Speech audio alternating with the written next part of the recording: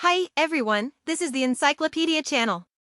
The book that this program interprets for you is Kissinger, 1923-1968, The Idealist by British historian Neil Ferguson. This is the only officially authorized biography of former U.S. Secretary of State Henry Kissinger. The reason why we are particularly familiar with Kissinger's name is mainly due to his extraordinary achievements in his diplomatic career. Kissinger served as Assistant to National Security Affairs and Secretary of State under the two presidents of the United States, Nixon and Ford. Under his management, the United States signed the Paris Agreement to withdraw from the Vietnam battlefield, and also normalized relations with China. Because of these achievements, Kissinger appeared on the cover of Time magazine 15 times and was also named the most popular person in the United States in polls at the time. So, where did Kissinger learn his diplomatic talents? Who are the most important mentors and helpful friends in his life, and what kind of help did they give him? Why is Kissinger an idealist? After listening to this program, not only can I understand these problems, but I also hope to give you some inspiration in life. However, Kissinger's diplomatic talents were not born with him. He was 45 when he agreed to join the Nixon administration in 1968. In the first 45 years of his life, Kissinger moved from his hometown of Germany to the United States. He grew from an ordinary soldier on the battlefield of World War II to a senior think tank of the government and experienced a dramatic change of fate. This important history is the focus of Ferguson's biography. By studying Kissinger's experience in the first half of his life, you will find that a person's career success depends not only on his personal talent, but also on his ability to find opportunities from the external environment. Among environmental factors, connections are the most important. Since his youth, Kissinger has paid the most attention to developing and maintaining his social network. This is also a valuable inspiration for us ordinary people. In addition, the author Ferguson also labeled Kissinger before the age of 45, saying that he was an idealist. This is exactly the opposite of the long-term impression Kissinger left us. You know, Kissinger has always been called a realist in the international political circles. His positions on the Vietnam War issue and Sino-US relations are not restricted by ideology, but reflect the style of realists. However, the author Ferguson sang a different tune. By reviewing Kissinger's experience in the first half of his life, he strongly pointed out that since his college days, Kissinger had extremely high expectations for world peace and the ultimate freedom of mankind. When he was engaged in diplomatic activities, realism was only a means, and idealism was the deeper driving force. It is precisely because Kissinger has the ideal of safeguarding peace that he attaches great importance to communication between major powers and is always on guard against the emergence of a new world war.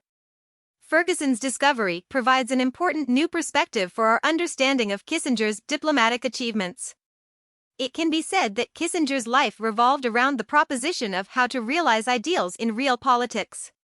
You may ask, isn't Kissinger an American diplomat? Why did he choose Ferguson, a British scholar, to write his biography?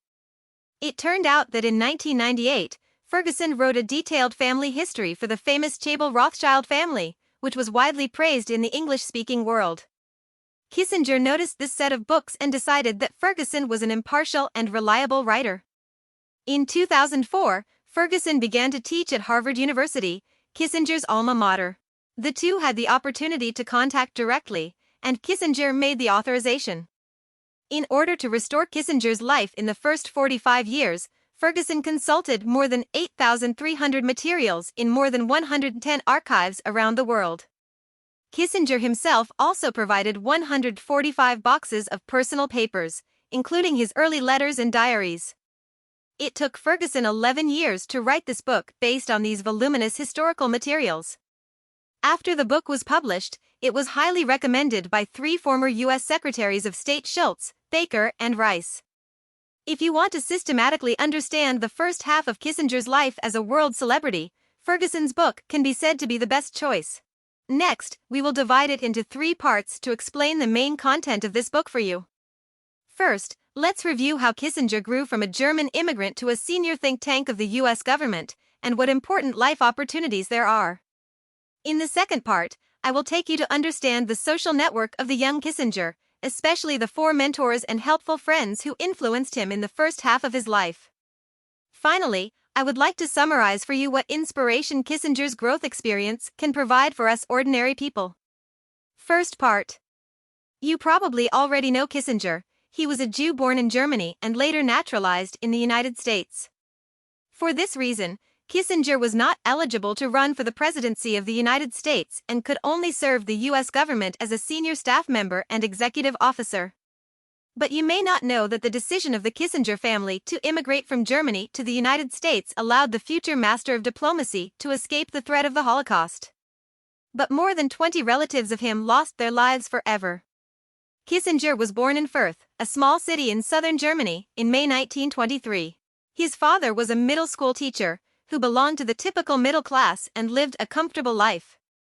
Kissinger himself once said that if he had stayed in Germany, he might have become a teacher at an unknown university. But in 1933, a major event happened in Germany. Hitler became chancellor. He began to implement a policy of crazy persecution of Jews. Kissinger's father lost his job as a result, and the whole family fell into embarrassment. In order to find a way out, in 1938, the Kissinger family asked a relative in the United States to be a sponsor and immigrated to New York. Kissinger later said that his experiences as a boy in Germany had left him with only a bad impression. After 1938, he only returned to Fürth once, and he did not feel much homesickness. It is not easy to leave Germany, and it is even more difficult to integrate into the United States. In New York, Kissinger's father found only a job as a bookkeeper. When Kissinger himself was in high school, he had always been out of social harmony because he spoke English with a heavy German accent. After graduating from high school in 1941, he went to the City University of New York to study accounting, planning to find a job in the company in the future. At the time, it was a common career choice for young immigrants. But at the end of 1941, another big event changed Kissinger's life. The United States joined the World War II and began to fight against Germany. Kissinger decided to accept the draft and become a member of the U.S. Army. In the first half of Kissinger's life, enlisting in the Army was the first major decision he made independently. You must know that although the United States is a country of immigrants, the situation of Jewish immigrants before 1941 was actually very delicate. Ordinary Americans were reluctant to face the war. They feared that Jews would spark a conflict between the United States and Germany, and they had always been wary of Jewish exiles from Germany. But the outbreak of the war changed everything. Kissinger voluntarily joined the Army, showing his identification with the national interests of the United States, which greatly helped him integrate into American society. Moreover, Kissinger did not join the combat troops at the beginning. He aced his enlistment exams, was selected for a half-year engineering training at a college in Pennsylvania, and then as a reserve officer, he was sent to an infantry division as an intelligence officer. It was not until September 1944 that Kissinger was officially sent to Europe to join the war. At that time, the war was coming to an end and there was no need to take too many risks. From 1943 to 1947, Kissinger spent 4 years in the U.S. Army and failed to become a senior officer, but this experience had a great impact on him. In the Army, Kissinger got acquainted with his first teacher, Kramer, and initially had the idea of engaging in diplomatic activities. After the U.S. military stationed in Germany, Kissinger helped to form the management agencies of several small cities, and was also responsible for arresting local Nazi officials, so he won a Bronze Star. This experience made Kissinger think seriously for the first time about the dangers of Nazism to the world. He began to question, why didn't European countries and the United States stop Hitler? Why didn't they use strong measures to curb Hitler's ambitions before Germany launched a war? These thoughts on war and peace became the starting point of Kissinger's diplomatic thought. In 1947, Kissinger made the second major decision in his life, applying to Harvard University to study political science. Because he had already read a year of college before the war, Harvard approved him to transfer to his sophomore year, and he got his college diploma in 1950. During this time, Kissinger made few friends among his classmates. Because Harvard expanded its enrollment by 50% at one time after the war, there were not even enough dormitories to allocate, and students often couldn't meet each other for several months. Classmates from wealthy families on the East Coast were not very polite to Kissinger, an old student. But at Harvard, Kissinger met several good teachers with insight and talents, including his two good teachers and helpful friends, Eliot and Bundy. Eliot encouraged Kissinger to look to history and seek inspiration from classical thinkers to solve real problems. So in 1950, Kissinger wrote a 35,000-word undergraduate thesis discussing the ideas of the German philosopher Kant. Because this paper is too long, Harvard University has since set a rule: any undergraduate paper, the maximum length is 35,000 words. This rule, which still exists today, is called the Kissinger Rule. When it comes to Kant, you may have heard of his famous epitaph: "There are two things in the world that are most worthy of surprise and awe, and that is the starry sky above your head and the moral law in your heart." In fact, Kant also wrote a book. It's called On Perpetual Peace. In his book, he proposed that peace is the ultimate result of the development of human free will. After seeing the devastation of war, people naturally yearn for peace. At this time, it is necessary to establish a legal system to maintain peace for a long time. Kissinger agreed with Kant's point of view, which is why the author Ferguson said he was an idealist. But Kissinger goes further to point out that there is a huge middle ground between the good intentions of pursuing peace and the actual state of peace. To fill this middle ground, it is not enough to rely on laws alone. Politicians must also play an active role and use clever tactics to dismantle hidden dangers that threaten peace. In other words, idealistic goals need to be complemented by realistic means. By the time Kissinger wrote his doctoral dissertation in 1954, he no longer discussed Kant. Instead, he reviewed the experience of European diplomacy in the 19th century and summed up what he saw as the heart of international politics. This paper is called The Reconstructed World.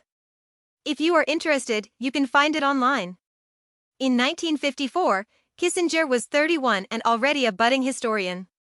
But this status was not enough to secure him a respectable position. At that time, the Cold War between the United States and the Soviet Union was raging, and the American diplomatic circles were most concerned with practical issues, and paid little attention to Kissinger's favorite historical research. However, Kissinger quickly discovered a loophole in the U.S. Cold War policy. After 1949, both the U.S. and the Soviet Union had nuclear weapons, and both had the ability to carry out devastating strikes against the enemy. Whether the future U.S.-Soviet conflict will develop into a nuclear war has become the focus of debate. But in the early 1950s, the nuclear policy experts in the U.S. government were mainly nuclear physicists and soldiers. They have only two diametrically opposed views: either they believe that nuclear weapons are immoral and should be banned outright, either declare that nuclear weapons are the final option and should be used to attack the Soviet Union at any cost. This black-and-white view has left the government in a dilemma. Kissinger's monograph Nuclear Weapons and Foreign Policy, published in 1957, aimed at the extreme views of these two factions. He calmly pointed out that nuclear weapons are only a means of war, not an end. Nuclear weapons, like cannons and airplanes, can be used as a deterrent tool. If the United States wants to safeguard its own interests on a global scale, it cannot show weakness to the Soviet Union and must dare to take the risk of local wars. Tactical nuclear weapons with relatively small lethality can be used moderately in local wars. Such a view is certainly not entirely correct in today's view.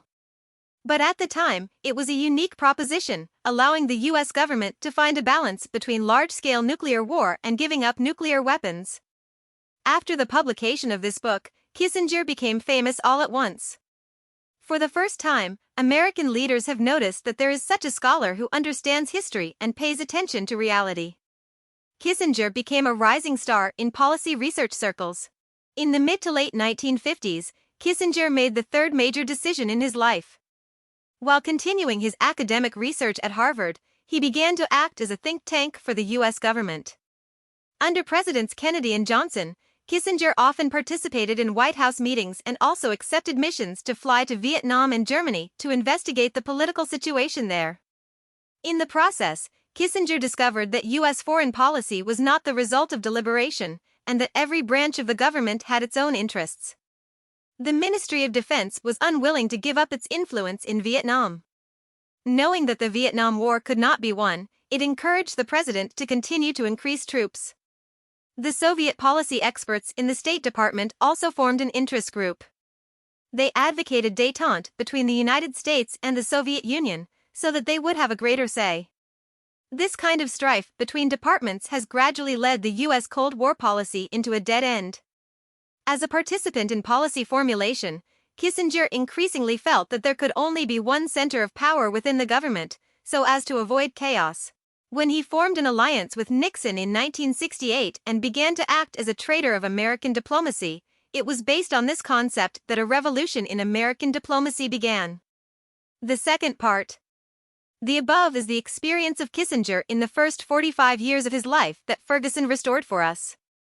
From joining the army, studying to entering the political arena, in the first half of Kissinger's life, it can be said that every step has been stepped on the rhythm that is most in tune with the times. This is of course due to Kissinger's precise vision, but it is also inseparable from the support of his social network. It can be said that Kissinger received the help of good teachers and helpful friends at several critical moments in the first half of his life.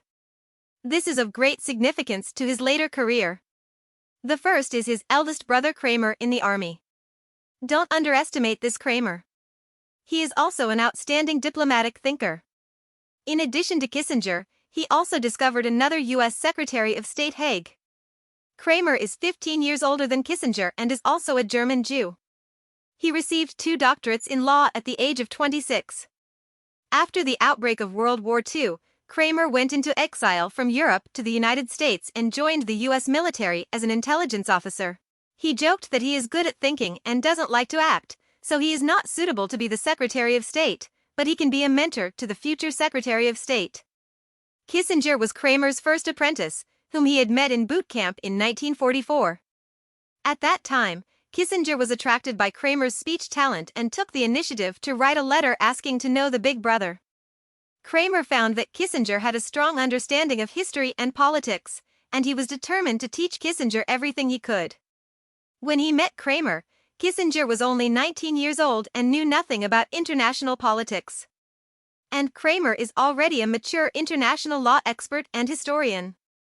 He warned Kissinger, there are many constant elements in human nature, which are most fully expressed in historical cases. To be a great diplomat, it is important to study history, not study theory. Kramer also believes that the past foreign policy of the United States has been too bookish. It pins its hopes on abstract principles, but ignores the differences in national conditions, so it often ends in failure.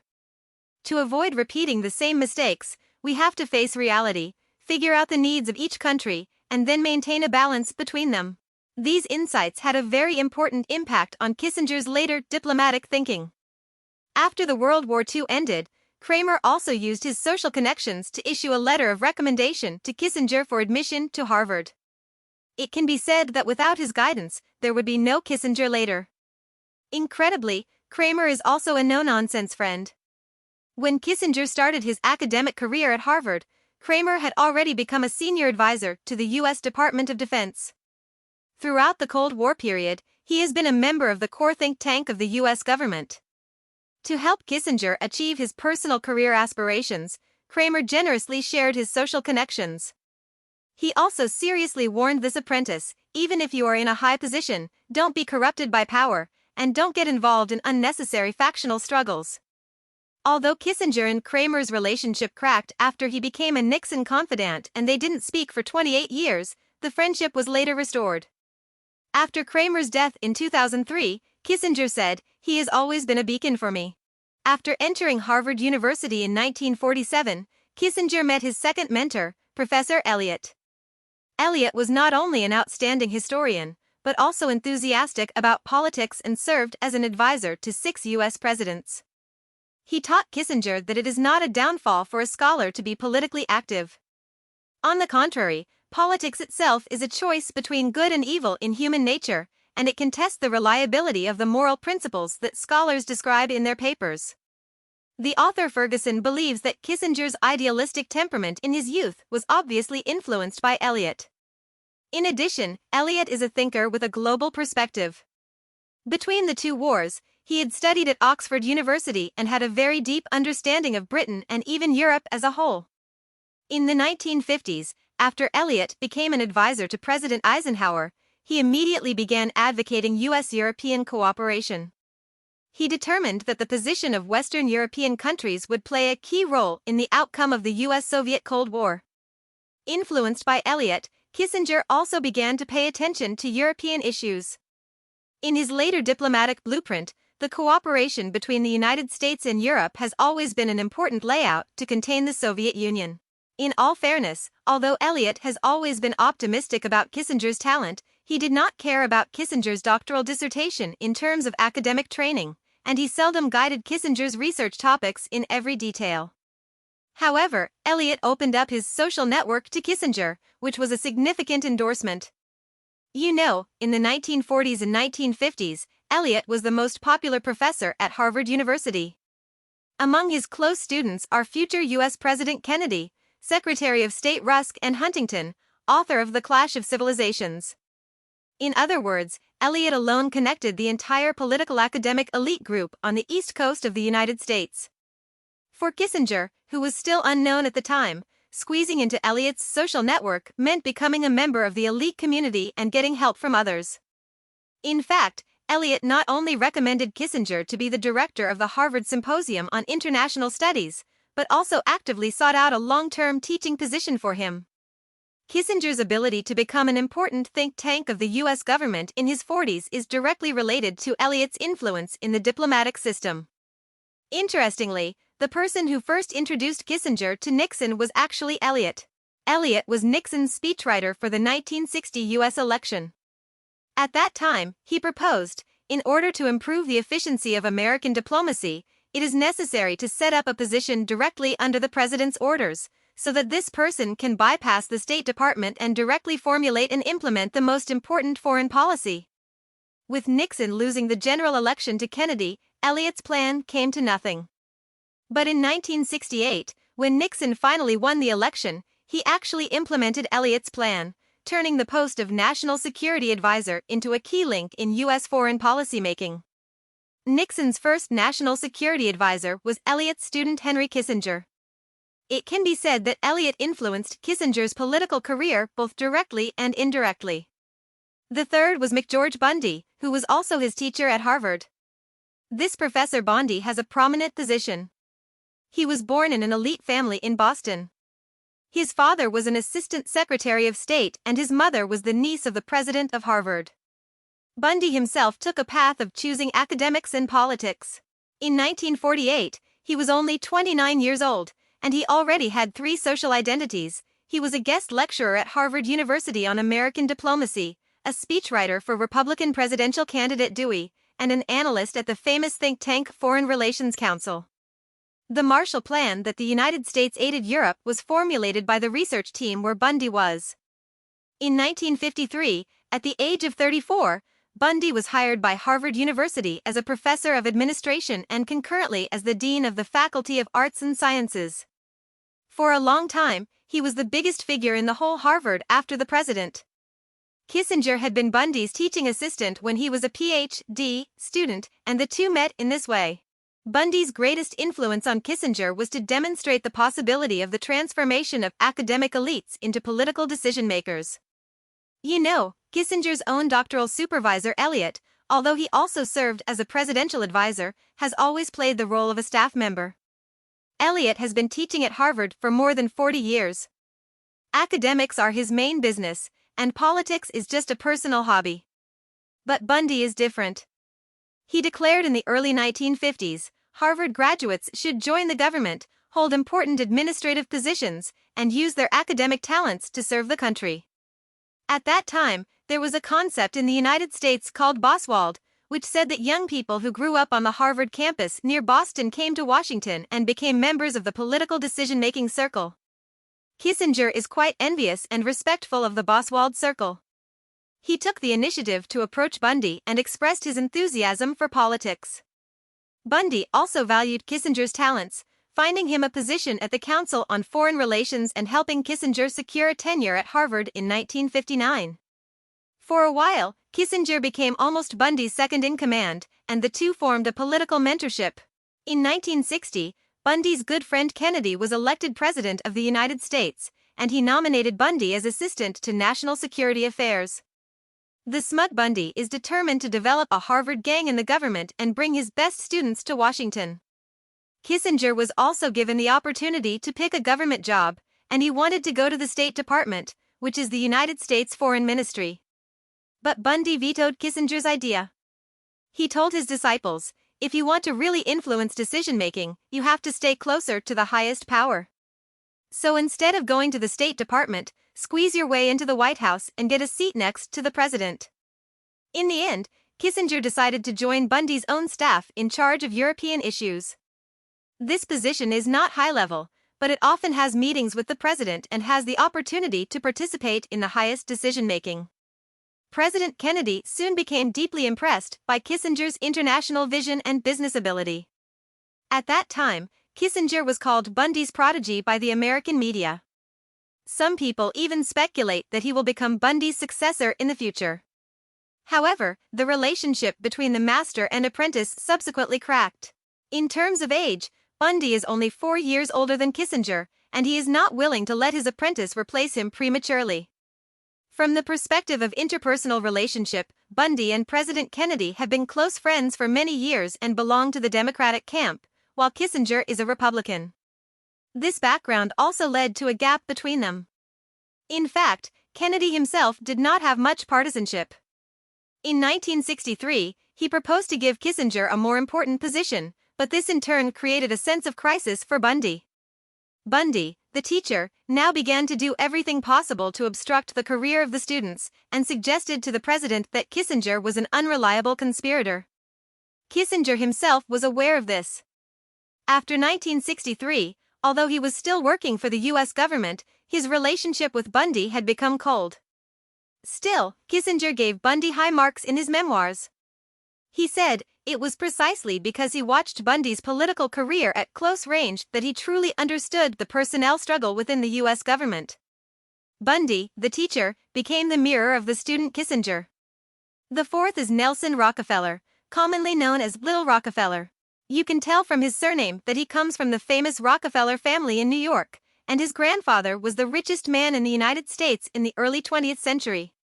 Rockefeller Jr. served as governor of New York State for 4 terms and was the most influential leader of the Republican Party in the 1950s and 1960s. But he ran for president 3 times and lost all 3 times in the party's primaries. Kissinger commented in his memoirs that Rockefeller Jr.'s family background hindered his political career. He is worried that the public will question that he wants to be president to expand the family's wealth, so he always looks forward and backward, and dare not express his true inner thoughts. Such a character is at a disadvantage when facing a tough opponent in the party like Nixon, so he will always be half a step away. However, as Kissinger's political backing, Rockefeller Jr. is absolutely qualified. Rockefeller Jr. knew very little about foreign policy and could only rely on the wisdom of others. And when he first met Kissinger in 1955, he was attracted by the talent of the Harvard doctor. Rockefeller Jr. began to sponsor Kissinger's research through his foundation, and also lent his apartment and mansion to Kissinger to live in. Kissinger reciprocated. He served Rockefeller Jr. throughout his 3 presidential campaigns.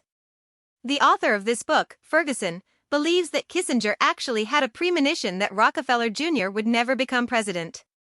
But he likes the optimistic temperament of Rockefeller Jr. and would rather sacrifice his personal future and remain loyal to Rockefeller Jr. The biggest help Rockefeller Jr. gave to Kissinger was after the 1968 U.S. election. He encouraged Kissinger to cooperate with his long-term opponent Nixon to independently develop his political career.